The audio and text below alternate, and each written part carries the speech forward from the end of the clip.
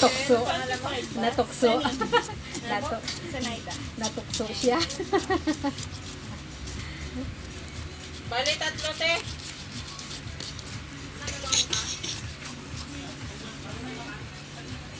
Tatlo lang, te. Last round na.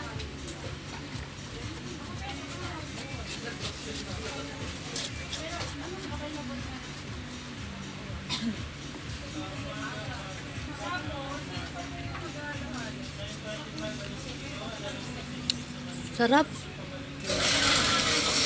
Sarap. Masarap, tita. Hindi pa nga halo, oh. Hindi pa halo. Hindi na ito, masarap po. Ube. Ah, yung ice cream, hinalo mo yung ice cream? Mm-mm. Ah, hindi mo kinain.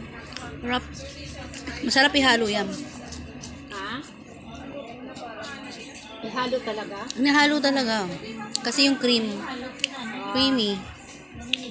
Ala chowking. Yung leche flan, kinain mo na. Hindi pa, hinalo ko din. Hinalo mo na rin. Halo kayo guys. Welcome to my vlog.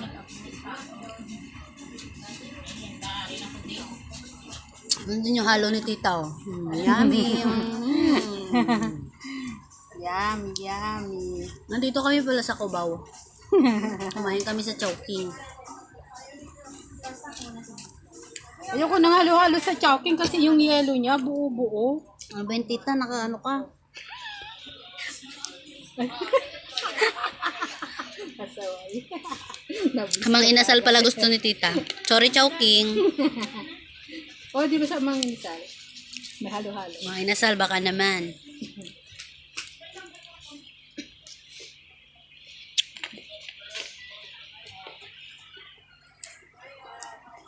Haluin mo ka ilalim para makita mo talaga yung maalasa mo talaga yung tunay na lasa.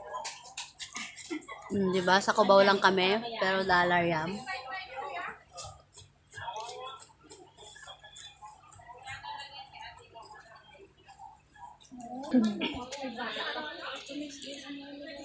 Oo, tagal na akong hindi nakakain. Ilang taon na ako hindi nakakakain. So, halo-halo. Kasi pag nag-day off naman hindi ako nakakapunta basta-basta. Babakal ko headset na wiring. Kalain ko na Super creamy. O, tingnan mo, halo ko na. Kaya nga, haluin ko. Pasaway ka. local.